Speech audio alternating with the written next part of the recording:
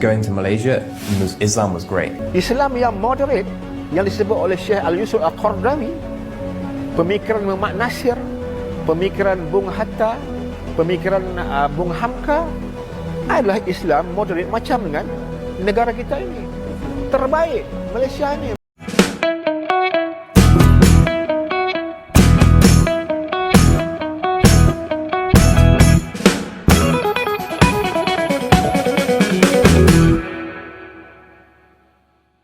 Assalamualaikum warahmatullahi wabarakatuh. Jumpa lagi dengan saya guys, Cak Mujib. Gimana kabar teman-teman semua? Semoga sehat selalu dalam lindungan Allah Subhanahu wa taala, dijauhkan dari segala mara bahaya, malapetaka, bencana dan bala serta berbagai macam penyakit. Amin amin ya rabbal alamin. Alright guys, kali ini kita akan reaksi sebuah video di mana orang-orang barat ini mengaku bahwasannya dia sangat takut Islam. Tapi berbeda ketika dia datang ke Malaysia, dia menemukan keindahan Islam dan mengatakan bahwasannya di Malaysia itu adalah sangat-sangat hebat keislamannya. Kok bisa begini ya guys ya? Nah, tanpa berlama-lama jom kita simak videonya. Let's go. Banyak orang luar negeri dulunya memandang Islam sebagai agama yang menakutkan. Mereka mengaitkannya dengan kekerasan, konflik, dan ancaman. Benar. Islamofobia pun merebak di berbagai belahan dunia, terutama setelah peristiwa-peristiwa besar yang diberitakan secara negatif oleh media barat.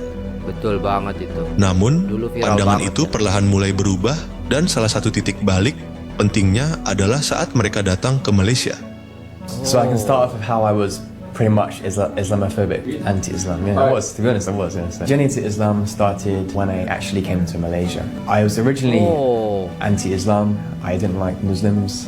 I wasn't exposed to many Muslims at all. And after the events of like 9/11 and the bombings in London, I was, naturally scared of Muslims and didn't really like Muslims at all.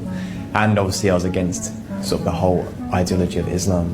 And then I was given a chance to come to Malaysia to study here in Malaysia for 1 year, and I was instantly exposed to the beauty of Islam through the akhlaq of the Muslims here. Everyone was very welcoming. Basically, everyone was the opposite of what I was told by the media in England.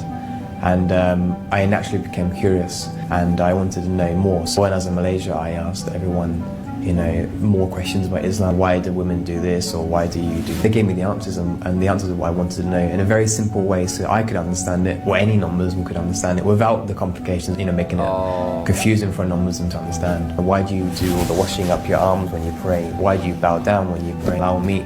All these questions. Many of my friends replied nicely. And then I went back to England with a different mindset of Islam. I took it upon myself to go to the Islamic Society in England, like the clubs. I basically joined in with all the Muslim week. I think every Tuesday we went to club and just hang out and chilled and talked about Muslim matters in England. The reason why I did that was so I knew that all Muslims were like this. Going to Malaysia, Islam was great. Wow. Going to England, I wanted to make sure it was the same thing. It wasn't this sort of this thing where everyone was like, oh, so nice to be in Malaysia, but in England or wherever else, Muslims were different. And then finally I came back to Malaysia to teach at UTM in Johor, and then decided to, this is the right thing, and that's how I became a Muslim. And after about 3 or 4 years of studying Islam, I decided to enter Islam. Wow. He converted to Islam. You are a Muslim? Yeah, Muslim, and he converted to Islam. Good. Then we got married after that. Islam is a good way of life. Okay? Everybody should. My grandma can't speak English at all. Yeah. You were in an English school. Wow, that's good. When you were a teacher, what subject did you teach? All subjects. Oh, you were like a homeroom teacher. Yeah. Wow. Do you still teach or not anymore? I'm only 81 years old. I'm a pensioner. Nah. Oh. Saya masuk Islam sebab saya nak. Saya pindah di Malaysia sebab saya nak. Saya belajar bahasa Melayu sebab saya nak. Kalau saya pakai tudung keluar, orang lain memang tak perasan saya orang Jepun. Tak tahulah itu bagus atau tak. Satu-satunya perkara yang boleh saya katakan ialah saya sangat suka makanan Malaysia. Recognize this face? Maybe while scrolling through your feed? Yes, it's Alana Dunsmore, a Scottish influencer who has accepted Malaysia and Islam with open arms. With over 100,000 followers on Instagram and YouTube, this Westerner's travel adventures, love for local cuisine, and mastery of the Malay language have kept her audience hooked. Just weeks before her first Ramadan as a Muslim, Dunsmore, alongside her newlywed husband, local actor Abbas Mahmood, spoke with FMT Lifestyle about her unique story. It all began in 2019 when she came to Malaysia for her university exchange year away from Scotland. And I literally just closed my eyes, went down the list, picked Malaysia, and I was like, all right, well, destiny has picked, and now I would say God has picked. Fast forward to this year, the 24-year-old admits that it was the country's irresistible charm that drew her to stay long after her degree was done. Wow. It's the people. It's the people first and foremost, because if you go to a country and the people are not like Malaysians, for example, you just feel like so-so. But when Malaysians, they have the biggest heart. You know, everyone is, if you need help, they're there for you, you know? Everyone just wants you to enjoy Malaysia. Everyone's really smiley, friendly, welcoming. I've never experienced this before in any other country. Contrary to popular belief, Dunsmore's decision to become a Muslim in December 2023 had little to do with her marriage to Abbas in January of this year. As a Muslim, we need to marry also a Muslim. But a lot of people say oh, Alana just convert because of getting married. Actually, no. Actually, Alana know about Islam 4 years before she met me. Dunsmore confirmed this, saying her decision to convert to Islam had been years in the making. It also didn't come as a surprise to those closest to her. Even my subscribers weren't oh my gosh, they knew, they could feel hints of hey, maybe one day Alana would take her Shahada, because I'm very curious. I've already, experienced 2 Ramadans before, even before I was Muslim. I spent time, during that time fasting and reading Quran and trying to explore Islam. So, the night before you take your Shahada is a bit oh gosh, there really is no going back. But you don't want to go back. That's the thing. When you've accepted Islam in your heart, you really feel oh no, but this is my way forward. I found beauty in this religion and I really love it. Wow. As she embarks on a classic Balik Kampung trip to Abbas's hometown in Kelantan this Hari Raya, Dunsmore's story serves as a beautiful reminder. Often, the most unexpected paths lead to life-changing discoveries.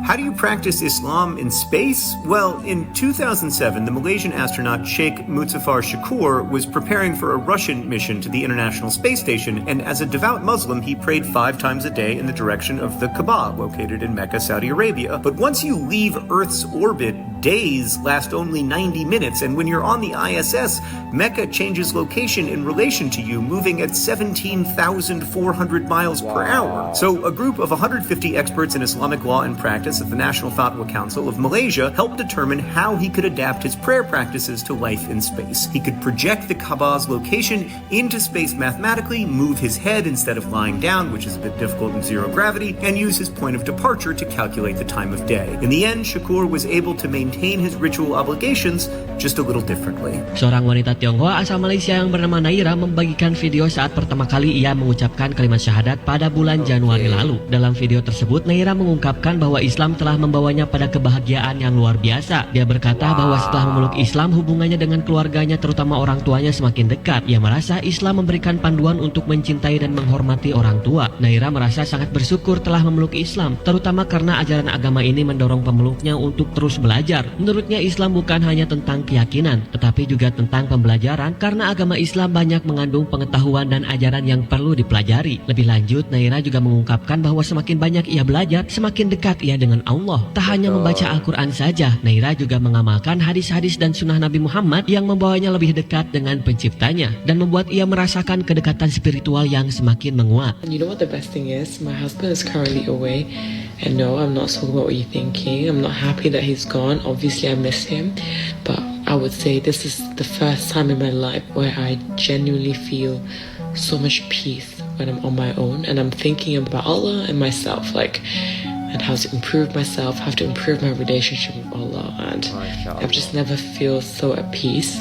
Also, I'm always quite an anxious person due to kind of a lot of past experiences and just how I am as a person. Like, I want to control every single outcome, and I always get really anxious and all these assumptions in my head of things that would happen. So actually, I thought that this time with my husband being gone, I might be a bit anxious actually, especially when we're like this. Since we got married, we literally haven't left each other's sight. You know, he's going to be away for a few days, and I thought I'd be anxious, but actually no. I mean, I only miss him, but I just feel good, and I'm excited to also have this time to myself. Like, that actually is the thing that ties this night together. This is why this night is so perfect, because like, it's a new chapter of my life. I feel like I finally reached a level where I'm over that need of having to control every aspect of my life and being anxious about everything, because truly having tawakkul in Allah means that you shouldn't worry about anything actually, because Allah has already decreed for you, and whatever's for you, it should be written for you already. And actually your job is to make yourself better, especially your relationship with Allah.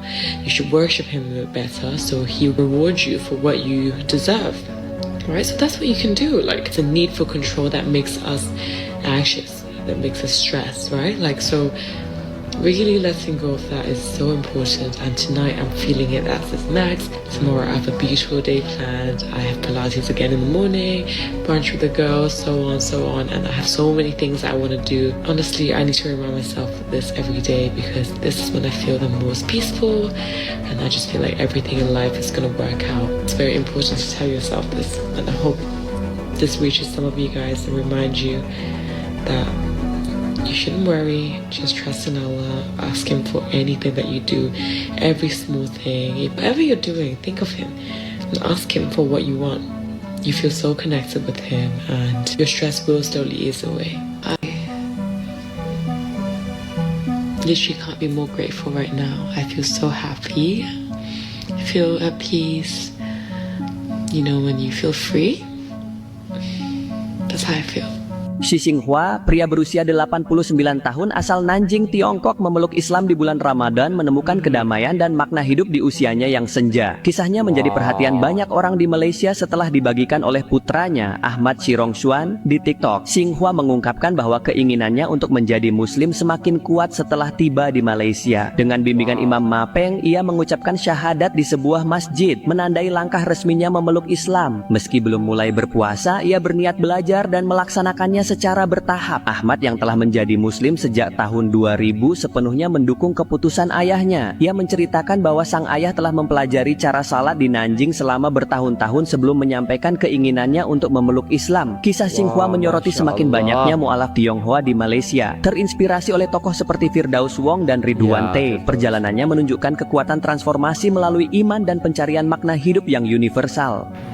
Assalamualaikum warahmatullahi wabarakatuh. Hello everyone, my name is Ma Jing. I'm from China.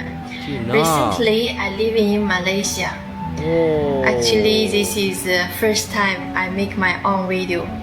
Although I have a lot of followers in my account, but most of my fans, they don't know who I am. So today, I want to say thanks for all of your support. Inshallah, I will try to make more video to introduce to you about Chinese Muslim food, weddings, culture, especially for tourist places. If anyone want to come to China, you can contact with me. So thanks for all of your following. I hope see you next time. Bye. Aku Cina tapi aku tak tahu kenapa orang selalu ingat aku orang kaya. Number one, kita orang tak ada kedai minta tarik. Dah lah tu. Kita orang tak ada masak minta tarik. Kita orang tak ada kedai minta tarik walaupun mak aku dari Landro. Number two, mak bapak dua-dua bukan orang bisnes. Dua-dua hanyalah bekerja sahaja. Number two, kau tengoklah. Buku ada 4 rak. Buku daripada darjah 1, dari sampai sekolah menengah sampai universiti. Lepas tu mak bapak yang mengajar semua masih ada lagi. Number 3, parents kita orang tak hantar pergi tuition, so kita orang kena belajar sendiri. Ni, Syair. Nombor 4, lagi boleh pakai. Ini baru saya tak hari tu sebab call customer service. Nombor 5, ni lah rumah landed kita orang. Kau tengok, ini dah berapa tahun dah pakai. Ini dah 30 tahun dah ni. Ni pun dah 30 tahun. Dah pegang kat dah. Kau tengok, inilah taman kita orang. Nombor 6, parents I sebenarnya orang hoarder. kaya. Bapa I dia hoarder teh yang cantik. Mak I dia hoarder semua benda. Ni adalah collection hoarder di rumah ini. Apa benda? Dah boleh buang dah. Dapur korang cantik-cantik kan? Tengok dah begitu. Kabinet semua kena cabut. Kabinet ni dah lama. Nampak je baru dari luar. Nampak? Itu ikutkan boleh buang. Ni pun boleh buang. Basikal tu pun boleh jual. Kabinet ni pun patutnya buang. Kau tengoklah, asal boleh. Kabinet ni pun sama. Ni semua collection teh. Ada apa ni? Moli hua cha. Ni ada Milo.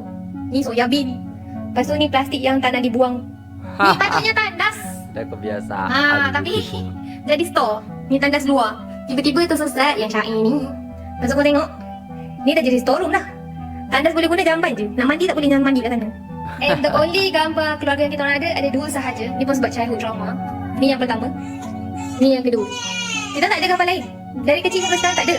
Ini kita orang sendiri yang paksa mak bapak kita tangkap. 很传统的伊斯兰马来人的话啦，真的是谈恋爱是不对的，所以他们就是以马术米囊的方式。马术米囊意思就是直接求婚，直接在戒指，直接见家长。OK， 我们有5个阶段 ：merisik、meminang、menikah and bersanding。所以我们 merisik 其实是很少会有，我们有4个戒指咯。merisik 只是跟他讲哦，我喜欢你的孩子，没有谈恋爱也可以，可能就是一个陌生男生，就是我喜欢你的孩子，明天就可以来 merisik 这样子。没有你不认识那个女的，你也是可以去 merisik 那个女的。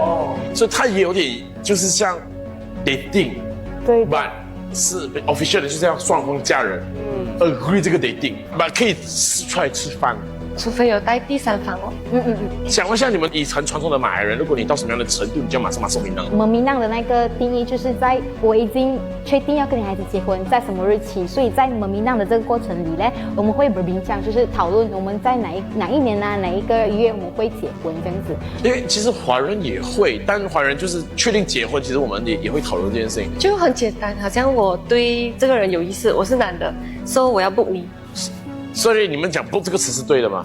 是让你们容易明白。CCY 马来人可以过情人节。真的咩？啊，对啊，因为我已经知道了，我看到稿啊，你们是真的吓到吗？我是吓到，为什么不可以过情人节？等一下，Erica 她也骗人吗？是真的不能过，真的不能过。所以马来人过情人节是 haram。对，伊斯兰教其实连谈恋爱都不能，就是连谈恋爱都是 haram 的。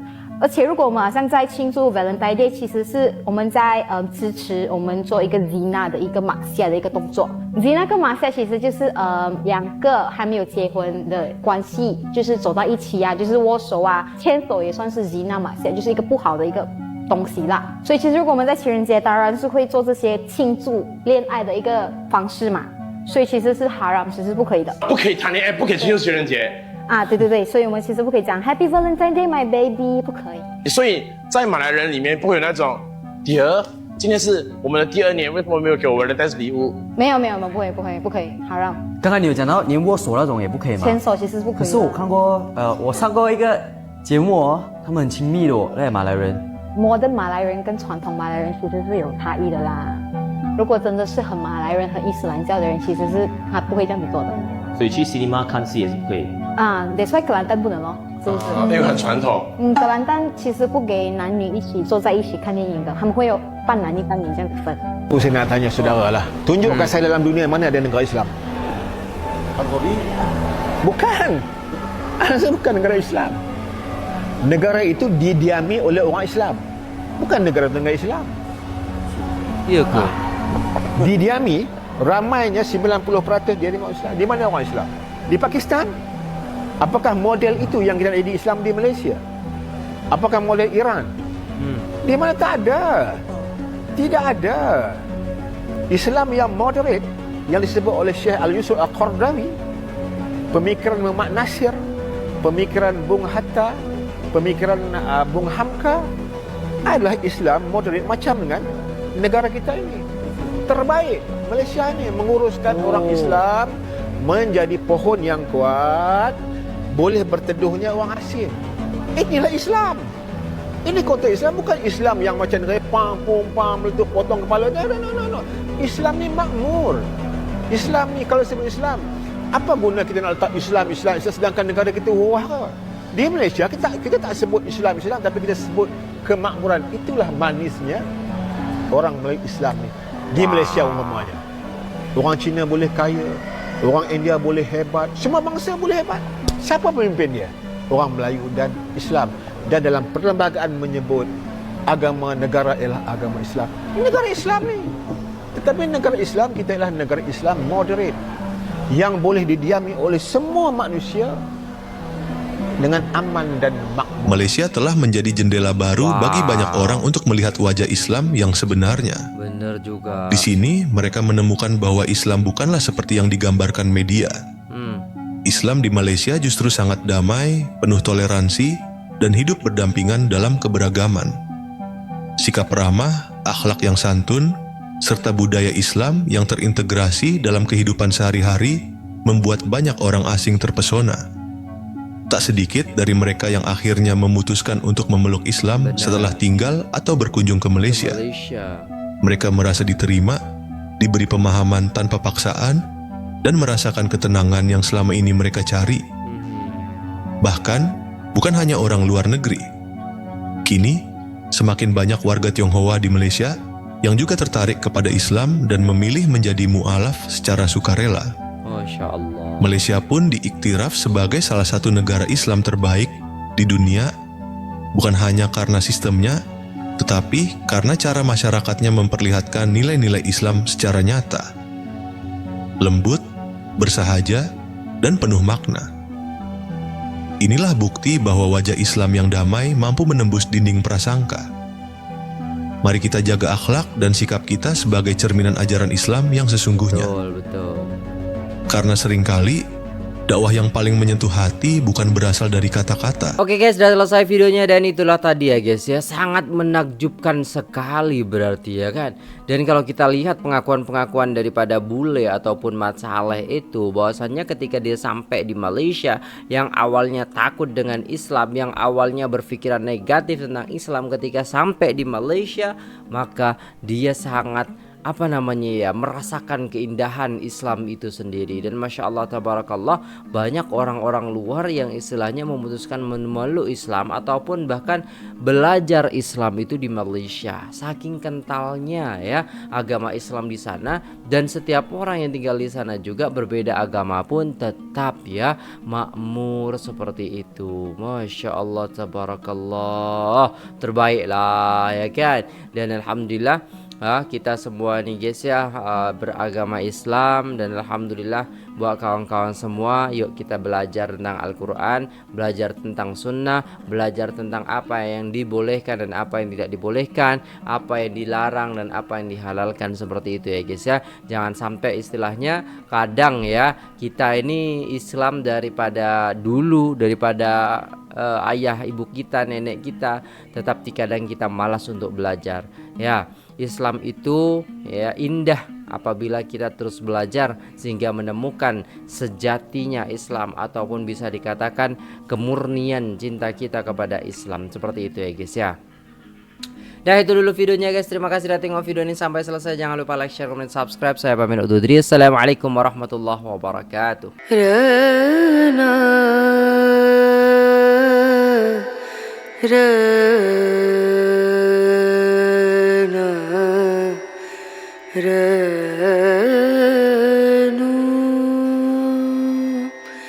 Re